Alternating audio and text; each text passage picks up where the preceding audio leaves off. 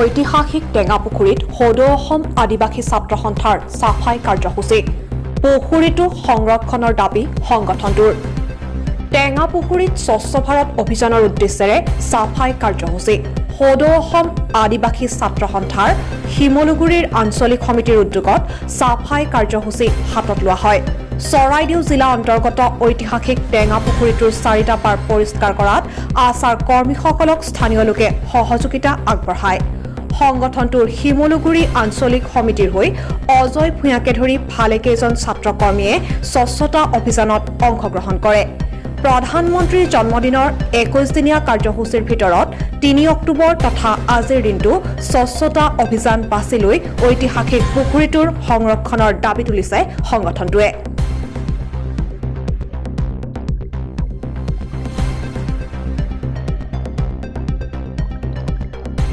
আদিবাসী ছাত্ৰ সন্থা শিমলগুৰি আঞ্চলিক সমিতি হৈ আজি যি ঐতিহাসিক টেঙাপুখুৰী চৰাইদেউ জিলাৰ যি টেঙাপুখুৰী আজি ইয়াত দেখা পোৱা গৈছে যে গোটেই চাৰিওফালে পুখুৰী পাৰে চাৰিওফালে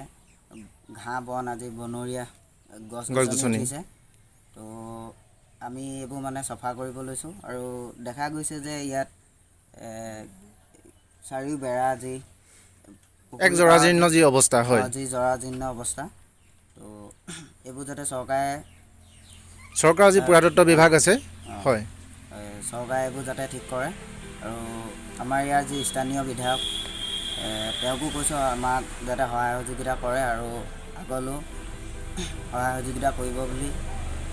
আশা ৰাখিলোঁ চৰাইদেউৰ পৰা ফাৰহান লস্কৰৰ ৰিপৰ্ট আছাম লাইভ 7